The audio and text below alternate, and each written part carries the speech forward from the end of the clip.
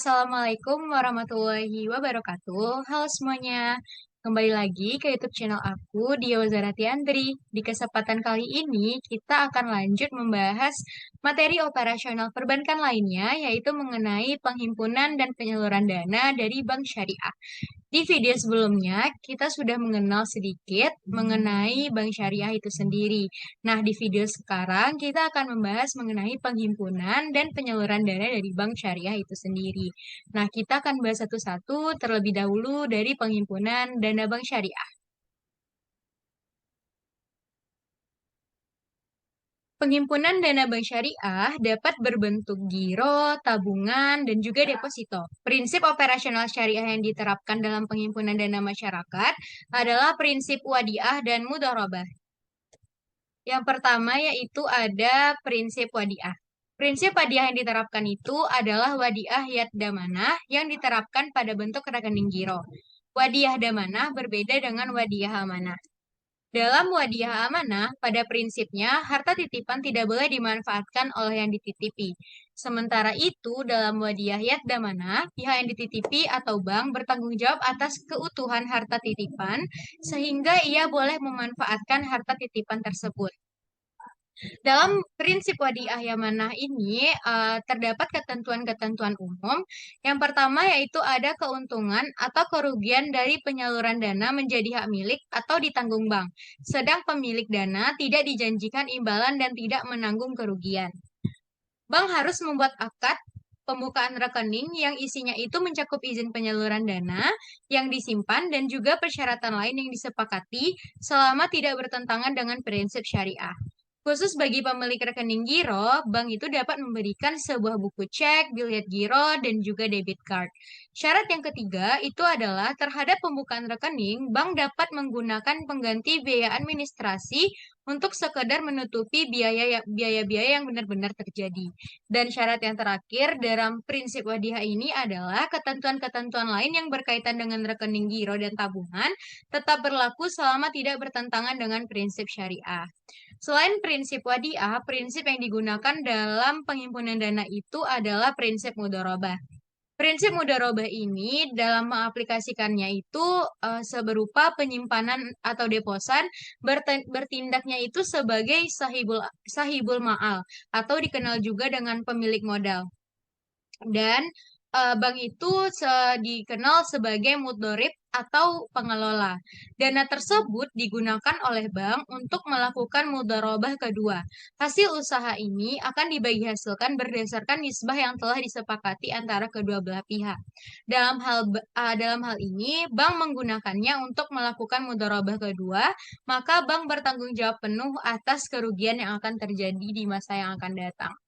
Dan dalam prinsip mudharabah ini ada beberapa rukun mudharabah yang harus terpenuhi, yaitu ada mudharib atau ada pemilik dana, ada usaha yang dibagi hasilkan, ada nisbah dan ada ijab qabul. Prinsip mudharabah ini diaplikasikan pada produk tabungan berjangka dari deposito berjangka. Nah, di sini ada dua prinsip dari mudharabah itu sendiri. Yang pertama yaitu ada mudharabah mutlaqah dan yang kedua yaitu ada mudharabah muqayyadah. Mari kita bahas satu persatu.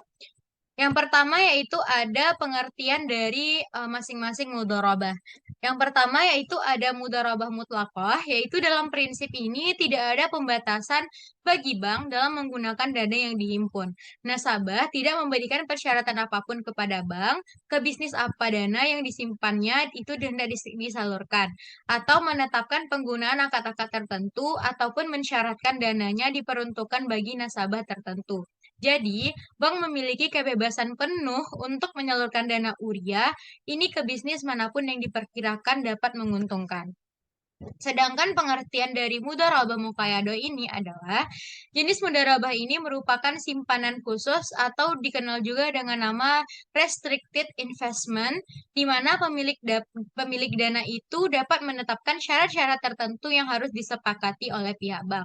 Misalnya, disyaratkan digunakan untuk bisnis tertentu atau disyaratkan digunakan dengan akad tertentu atau disyaratkan digunakan untuk nasabah tertentu. Jadi, perbedaan antara mudharabah mutlaqah dan mudharabah muqayyadah ini terletak dari syarat-syarat yang akan harus dipenuhi. Selanjutnya kita masuk kepada ketentuan umum dari mudharabah mutlaqah. Jadi ada 6 ketentuan dari mudharabah mutlaqah ini. Yang pertama yaitu bank wajib memberitahukan kepada pemilik mengenai nisbah dan tata cara pemberitahuan keuntungan dan pembagian keuntungan secara risiko yang dapat ditimbulkan dari penyimpanan dana. Apabila telah tercapai kesepakatan, maka hal tersebut harus dicantumkan di dalam akad. Selanjutnya, ketentuan yang kedua yaitu untuk tabungan mudharabah, bank dapat memberikan buku tabungan sebagai bukti penyimpanan serta juga diberikan kartu ATM atau penarikan lainnya kepada si penabung. Selanjutnya, tabungan mudharabah dapat diambil setiap saat oleh penabung sesuai dengan perjanjian yang disepakati. Yang kelima yaitu tabungan itu deposito mudharabah itu hanya dapat dicairkan sesuai dengan jangka waktu yang telah disepakati. Dan juga ketentuan-ketentuan lain yang berkaitan dengan tabungan deposito tetap berlaku semuanya tidak bertentangan dengan prinsip syariah. Selanjutnya yaitu kita masuk kepada karakteristik dari mudharabah muqayyadah. Jadi di sini ada 4 karakteristik dari mudharabah muqayyadah. Yang pertama yaitu pemilik dana wajib menetapkan syarat-syarat tertentu yang harus diikuti oleh bank. Yang kedua, bank wajib memberitahukan kepada pemilik dana mengenai nisbah dan tata cara pemberitahuan keuntungan atau pembagian keuntungan secara risiko yang dapat ditimbulkan dari kegiatan penyimpanan dana tadi. Yang ketiga yaitu sebagai tanda bukti simpanan bank menerbitkan bukti simpanan khusus. Dan yang terakhir yaitu untuk deposito, bank wajib memberikan sertifikat atau tanda penyimpanan yang dikenal juga dengan bilet deposito kepada deposan atau yang melakukan kegiatan deposito. Setelah kita masuk pada penghimpunan dana, sekarang kita masuk pada penyaluran dana. Dalam menyalurkan dana kepada nasabah, secara garis besar, produk pembiayaan syariah itu terbagi ke dalam 4 kategori yang dibedakan berdasarkan dari tujuan penggunaannya. Di sini ada 4 tujuan penggunaannya. Yang pertama yaitu ada pembiayaan dengan prinsip jual beli, yang kedua ada pembiayaan dengan prinsip sewa, dan yang ketiga ada pembiayaan dengan prinsip bagi hasil, dan yang keempat ada pembiayaan dengan akad pelengkap. Kita membahas yang pertama yaitu prinsip jual beli atau dikenal juga dengan bai. Yang pada prinsip jual beli ini dilaksanakan sehubungan dengan adanya perpindahan kepemilikan barang atau benda atau dikenal juga dengan transfer properti yang dimana tingkat keuntungan bank ditentukan di depan menjadi bagian harga atas barang yang dijual. Transaksi-transaksi jual beli dapat dibedakan berdasarkan bentuk pembayarannya dan waktu penyerahan barangnya, yaitu dibagi menjadi 3, ada murabahah, salam, dan juga istisna. Yang pertama yaitu ada pembiayaan murabahah.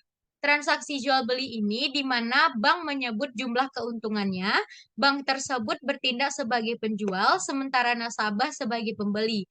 Harga jual adalah harga beli bank dari pemasok ditambah dengan keuntungan atau margin.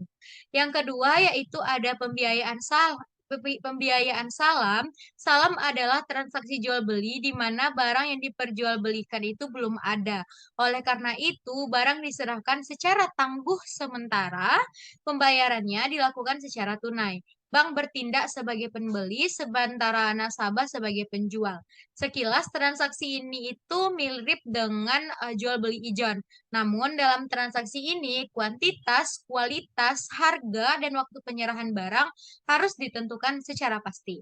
Yang ketiga yaitu ada istisna adalah produk istisna ini menyerupai produk dari salam tadi, tetapi dalam istisna pembayarannya itu dapat dilakukan oleh bank dalam beberapa kali atau secara kredit pembayaran. Skim istisna dalam bank syariah umumnya diaplikasikan pada pembiayaan manufaktur dan juga konstruksi. Selanjutnya yaitu ada prinsip sewa atau ijarah. Transaksi ijarah dilandasi adanya perpindahan manfaat. Jadi, pada dasarnya prinsip ijarah ini sama saja dengan prinsip jual beli atau al-bai tadi. Tapi perbedaannya itu terletak pada objek transaksinya. Bila pada jual beli tadi objek transaksinya adalah barang, maka pada ijarah objek transaksinya itu adalah jasa. Pada akhir sewa, bank dapat saja menjual barang-barang yang disewakannya kepada nasabah. Karena itu, dalam perbankan syariah dikenal ijarah mutahiyah binti malik, yaitu sewa yang diikuti dengan berpindahnya kepemilikan sebab terjadinya kegiatan penjualan barang sewa tadi. Harga sewa dan harga jual disepakati pada awal perjanjian. Yang terakhir yaitu ada prinsip bagi hasil atau syirkah. Pembiaya yang pertama yaitu ada musyakarah dan yang kedua yaitu ada pembiayaan mudharabah. Yang pertama yaitu pembiayaan musyakarah. Transaksi musyakarah ini dilandasi dengan adanya keinginan para pihak yang bekerja sama untuk meningkatkan nilai aset yang mereka miliki secara bersama-sama. Semua bentuk usaha yang melibatkan dua pihak atau lebih di mana mereka secara bersama-sama itu memadukan seluruh bentuk sumber daya, baik yang berwujud maupun yang tidak berwujud. Sedangkan pembiayaan mudharabah, transaksi jenis ini tidak mensyaratkan adanya wakil sahib al-mal dalam manajemen proyek. Sebagai orang kepercayaan, mudarib harus bertindak hati-hati dan bertanggung jawab untuk setiap kerugian yang terjadi akibat kelalaian. Maka, perbedaan yang esensial dari musyawarah dan mudharabah ini terletak pada besarnya kontribusi atau manajemen dan keuangan atau salah satu di antara itu. Dalam mudharabah, modal hanya berasal dari satu pihak, sedangkan pada musyawarah modal berasal dari dua pihak atau lebih. Nah, tak terasa kita sudah di penghujung materi. Sekian materi mengenai penghimpunan dana dan juga penyaluran dana dari Bank Syariah yang dapat aku sampaikan. Kurang dan lebihnya mohon maaf. Terima kasih. Assalamualaikum warahmatullahi wabarakatuh. See you in another video. Bye-bye.